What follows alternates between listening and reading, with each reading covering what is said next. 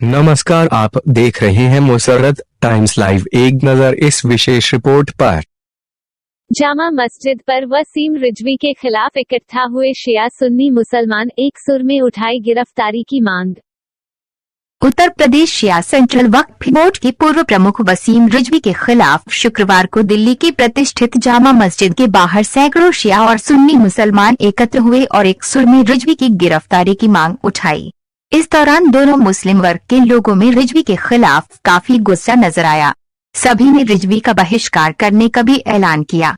जामा मस्जिद के बाहर एकत्र हुए प्रदर्शनकारियों को संबोधित करते हुए शिया धर्मगुरु मौलाना कल्बे जवाद ने कहा, कुरान में एक भी शब्द बदला नहीं जा सकता। धर्मगुरुओं ने ऐलान किया है कि वसीम रिजवी का शिया और मुस्लिम दोनों समुदाय द्वारा बहिष्कार किया जाता है और अब रिजवी मुसलमान कहलाने लायक नहीं है। धर्मगुरुओं ने ये भी कहा कि रिजवी अब मुसलमान नहीं रहा, इसलिए उसे अब मुस्लिम कब्रिस्तान में दफनाया नहीं जा सकता है, न ही वे किसी शादी समारोह में आ जा सकता है।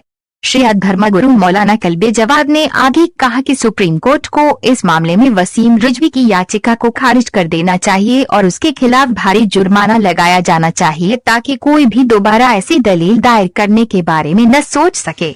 धर्मगुरुओं ने इस दौरान ये भी मांग की वसीम रिजवी के खिलाफ राष्ट्रीय सुरक्षा कानून 19 लगाया जाना चाहिए, क्योंकि ऐसे लोग देश की सुरक्षा के लिए खतरा है। बता दें कि यूपी शिया सेंट्रल वक्फ बोर्ड के पूर्व प्रमुख वसीम रिजवी ने मुस्लिम समुदाय के पवित्र कुरान से 26 आयतों को हटाने के लिए सुप्रीम कोर्ट के समक्ष एक याचिका दायर की है, जिसके बाद देश भर के मुस्लिम धर्मगुरु और मुस्लिम समाज में उनके प्रति गुस्सा फूट पड़ा है। बिस्मिल्लाहिर्रहमानिर्रहीम। देखिए, हम यहाँ पर जो दिल्ली की कदीम और शाही जामा मस्जिद है, वहाँ पर शिया सुन्नी सब मसलक के लोग जमा हुए हैं। हम ये ऐलान करना चाहते हैं कि अल्लाह एक है, रसूलुल्लाह एक है, काबा एक है, कुरान मजीद एक है और हम सब एक हैं। क्योंकि ये मामला ऐसा है जो मसलक का मामला नहीं है, क्योंकि कुरान मजीद को हर मसलक का इंसान मानता है। और हमारा भी अकीदा यही है कि जो रसूलुल्लाह के ज़माने में कुरान मजीद था, आज भी हर्फ वही है और क़यामत तक ये हर्फ ऐसे ही रहेगा, क्योंकि अल्लाह ने ऐलान फरमाया है कि इन्ना नहनु नज़्ज़लना ज़िक्रा व इन्ना लहू लहाफ़िज़ून। अल्लाह ने ऐलान फरमाया है कि मैंने कुरान नाजिल किया है और मैं ही इसकी हिफाजत करूँगा। कोई गलीज़ जानवर इसमें कोई तब्दीली नहीं ला सकता। वसीम जैसा नजिस इंसान कोई तब्दीली इसमें नहीं ला सकता, क्योंकि अल्लाह से कोई मुकाबला बंदा नहीं कर सकता। अल्लाह का वादा है कि मैं हिफाजत करूँगा। जब अल्लाह ने वादा कर लिया कि मैं हिफाजत करूँगा, तो इसमें न एक लफ्ज़ बदल सकता है, न एक हर बदल सकता है, न एक ज़ेर और ज़बर बदल सकता है। यही हमारा अकीदा है, इसीलिए हम यहाँ पर जमा हुए हैं और सुप्रीम कोर्ट से हम अपील करना चाहते हैं कि इस बलून की अपील को खारिज किया जाए और इस पर बहुत भारी जुर्माने लगाए जाए, क्योंकि ताकि आइंदा किसी और को हिम्मत और जुर्रत ना हो। वरना इसकी अपील अगर उन्हें वो उन्हें मंजूर कर ली, तो इसका मतलब है कि हर मजहब वाले को दूसरे मजहब की किताब पर एतराज़ का हक हासिल हो जाएगा। फिर कोई गीता पर एतराज़ करेगा, कोई मनुस्मृति पर एतराज़ करेगा, कोई तौरात तो तलमूद पर एतराज़ करेगा, कोई किसी पर एतराज़ करेगा। पूरी दुनिया में आफत मच जाएगी। लिहाजा इस आफत को और इस चीज़ को रोकना है अगर सुप्रीम कोर्ट को, तो यहीं पर से रोक लगाना होगी और भारी जुर्माना भी करना होगा, ताकि आगे किसी भी खबीस को हिम्मत दोबारा एतराज़ की न हो सके। इसलिए हम ये हाजिर हुए हैं और उसको गिरफ्तार किया जाए। क्योंकि पूरे हिंदुस्तान में इसने दंगा फैलाने की कोशिश की है, लिहाजा इसको NSA में गिरफ्तार किया जाए। वसीम रिजवी को NSA में गिरफ्तार किया जाए, ये हमारा यहाँ पर मुतालबा शिया सुन्नी सबका मिलकर मुतालबा है। और बहुत से हिंदू भाई भी हमारे साथ हैं, क्योंकि उनको अंदाज़ा है कि अगर कुरान मजीद पर एतराज़ हुआ तो फिर दुनिया की हर किताब पर एतराज़ होने लगेगा। फिर और उसके बाद यहाँ पर अगर अपील कबूल हुई तो सुप्रीम कोर्ट को हर अपील कबूल करना होगी। फिर वो रद्द नहीं कर पाएंगे, हर अपील कबूल करना होगी उन्हें। लिहाजा इस फितने को अगर रोकना है तो उनको अभी से उस पर रोक लगाना होगी। मौलाना, क्या प्रोग्राम है यहाँ से आप सुप्रीम कोर्ट तक जाएंगे? अभी सुप्रीम कोर्ट तक जाने का हमारा प्रोग्राम है, लेकिन एक हमारा कानून के पाबंद हैं। जहाँ तक हमें ज़्यादा दिया जाएगा वहाँ पर जाएंगे, और जहाँ पर अगर पुलिस रोक देती तो रुक कर हम वहाँ पर मेमोरेंडम अपना दे देंगे। हम कोई कानून नहीं तोड़ेंगे किसी तरह का भी। जिस तरह 3 खुलफाए राशिदीन का नाम लेकर के शिया सुन्नी कराने की कोशिश की है उसने। जी, वो मलून ने बहुत दिनों से कोशिश कर रहा है। वो मलून इससे पहले भी उम्मुल मोमिनीन पर उसने फिल्म बनाने की कोशिश की। उनकी एक बहुत ही फर्जी तस्वीर, खराब तस्वीर शाया की ताकि शिया सुन्नी लड़ जाए, लेकिन कोई फायदा उससे नहीं हुआ। आखिर में उसने ये हरकत की ताकि शिया सुन्नी लड़े, लेकिन मामला उल्टा हो गया है। उसकी गोट उलट गई है, उसकी चाल उलट गई है। अल्लाह ने कहा मकरू व मकर अल्लाह वल्लाहु खैरुल माकिरीन। अगर तुम चालाकी करने वाले हो और मंसूबाबंदी करने वाले हो तो हम भी मंसूबाबंदी करते हैं। लिहाजा उसने मंसूबा बनाया था कि शिया सुन्नी लड़ जाए, मामला उल्टा हो गया। बजाय लड़ने के सब आज मुत्तहद नजर आ रहे हैं, सब में इत्तेहाद नजर आ रहा है।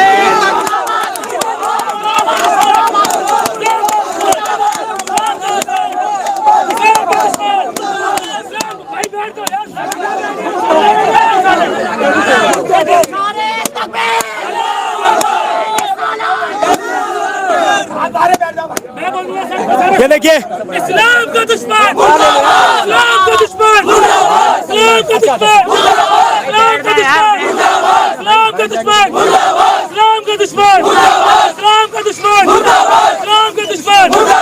इस्लाम का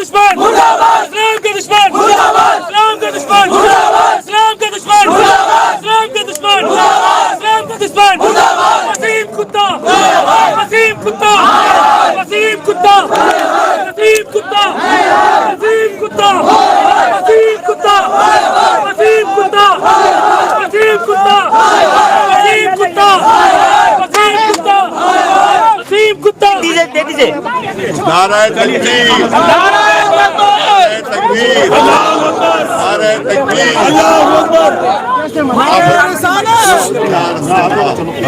आप सब हजरात बेइंतहा शुक्रिया कि आप हजरात जो है यहाँ पर एक इंतहाई अहम मसले में यहाँ के ऊपर जमा हुए और वसीम रिजवी की इस्लाम दुश्मन ताकतों के एक आलेकार की, उसके एजेंट की ये कोशिश थी कि शिया सुन्नी आपस में लड़ जाए और पूरे हिंदुस्तान में कुछ तो खून हो जाए और खून के दरिया बह जाए।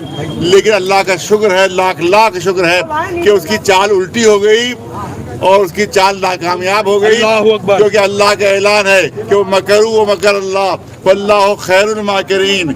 अगर तुम मक्र करने वाले हो तो तुम्हारे हर मक्र का तोड़ करने वाला अल्लाह मौजूद है। जिंदाबाद जिंदाबाद जिंदाबाद जिंदाबाद। अब देखिए, एक मिसाल मैं देना चाहता हूँ, क्योंकि बहुत से लोग बहकाते हैं कि शिया सुन्नी इत्तेहाद कैसे हो पाएगा, शिया सुन्नी इत्तेहाद कैसे हो पाएगा। अरे साहब, सारे सुन्नी शिया हो जाए तभी इत्तेहाद होगा, या सारे शिया सुन्नी हो जाए तब इत्तेहाद होगा।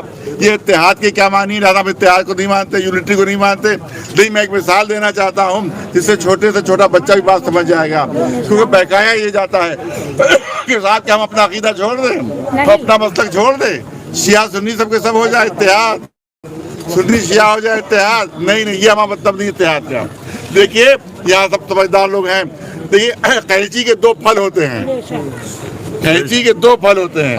दोनों फलों का अलग अलग अपना वजूद होता है, उनका अपना अलग अलग शिनाख्त होती है, उनकी अपना अलग अलग अस्तित्व होता है। तो सुनिए, बच्चे भी सुने, जवान भी सुने, कैंची के जो 2 फल होते हैं, इनका दोनों का अपना अपना वजूद है, अपनी अपनी पहचान है, अपना अपना अलग वजूद है, दोनों अलग अलग हैं। मगर यही कैंची के 2 फल जब आपस में मिल जाते हैं, जब आपस में मिल जाते हैं तो दरमियान में जो चीज आती है वो कट जाती है।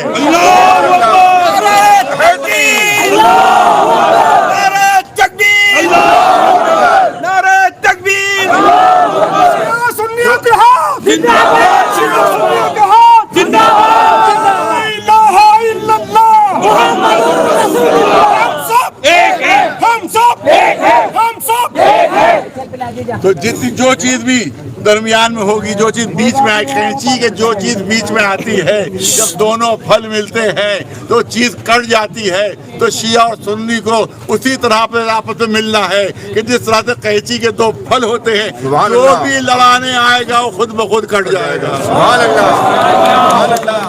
आएगा तो खुद ब खुद कट जाएगा। अभी हमने बात की कि अल्लाह हमारा एक है, कुरान मजीद हमारा एक है, काबा हमारा एक है, रसूलुल्लाह हमारे एक है। जब सब एक है तो हम सबको भी एक हो जाना चाहिए। हम सब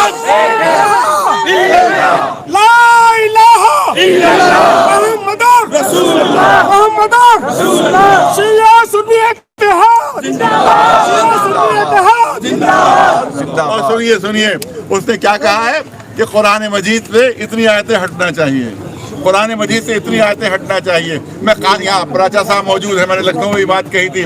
देखिए हर जगह का कॉपीराइट होता है, पूरी दुनिया में कॉपीराइट है, पूरी दुनिया में कॉपीराइट है।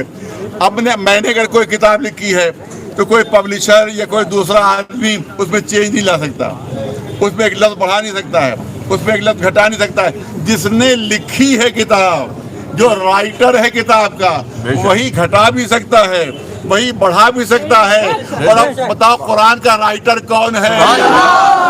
कुरान का राइटर है अल्लाह, कुरान का राइटर अल्लाह। तो अगर वसीम को कुछ घटाना बढ़ाना है तो अल्लाह के पास जाना होगा, अल्लाह पास जाना होगा। और जाने में उसे कोई दिक्कत आ रही हो तो हम मदद के लिए तैयार हैं।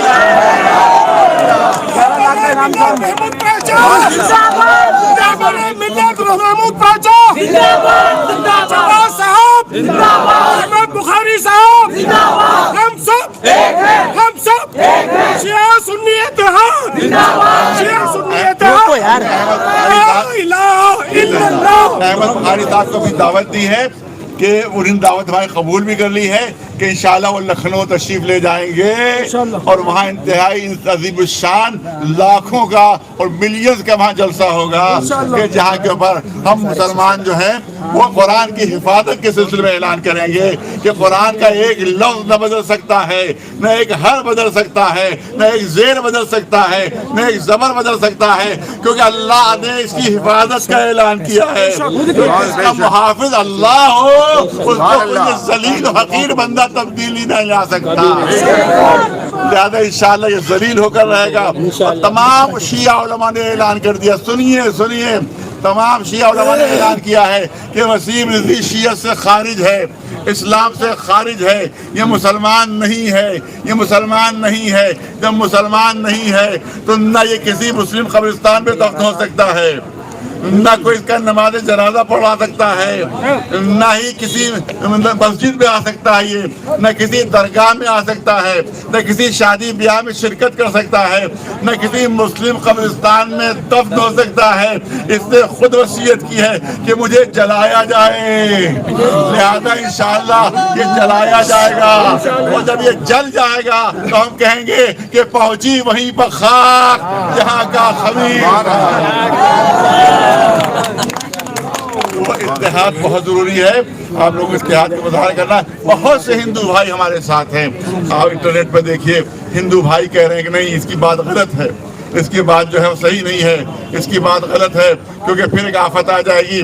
हर मजहबी किताब पर लोग इतराज करने लगेंगे, सुप्रीम कोर्ट पहुंच जाएंगे कि साहब हमें गीता पर इतराज है, कोई कहेगा हमें बाइबल पर इतराज है, कोई कहेगा तौरात पर इतराज है, कोई कहेगा मनुस्मृति पर इतराज है, कोई किसी पर इतराज करेगा। लिहाजा हमारा मुतालिबा ये है कि इसी को यहीं के ऊपर मामले को दफन कर दे, सुप्रीम कोर्ट मामले को यहीं पर दफन कर दे और इस पर भारी जुर्माना आयद करके इसकी अपील को खारिज करके इसको NSA लगाकर जेल भेजा जाए। ये देशद्रोही है, ये दुश्मन बाहर की ताकतों का एजेंट है ये, क्योंकि हमें खबर मिली है कि नेपाल गया था और वहाँ चीनी और पाकिस्तानी जासूसों से उसकी मुलाकात भी हुई थी, जिसकी वजह से उसने यहाँ कर ये ऐलान किया है।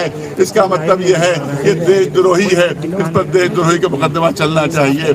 लिहाजा सुप्रीम कोर्ट से हम यही अपील करेंगे, अपील को खारिज करके भारी जुर्माना इस पर आयद करें। अब मैं मौलाना अब्दुल मंदान साहब से गुजारिश करूँगा चंद जुमले फरमाएं।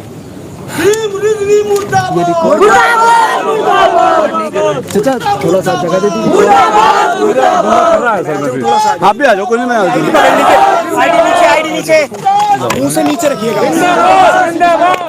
आईडी थोड़ी मुंह से नीचे रखिएगा। बिस्मिल्लाहिर्रहमानिर्रहीम। थोड़ा सा नीचे कर, मैं यहाँ लीजिए ना, टीले वाली मस्जिद लखनऊ का इमाम व मुतवल्ली आपसे मुखातिब हूँ।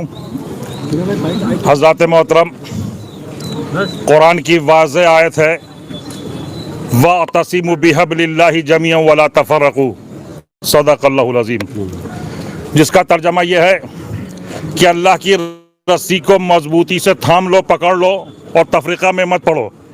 अगर आज हमने अल्लाह की रस्सी को मजबूती से थाम लिया होता और पकड़ लिया होता और तफरीक़ा में न पड़े होते तो आज ये नौबत नहीं आती कि ये कुरान में 26 आयतें के निकालने का मुतालिबा कर रहा है। ये बदबख्त जो मलऊन है, जो हर तरह से दुश्मन है, मजहब का दुश्मन है, कुरान का दुश्मन है, इस्लाम का दुश्मन है, अल्लाह का दुश्मन है, कौम का दुश्मन है और कौम के लोगों का दुश्मन है, ये हर तरह से दुश्मन है।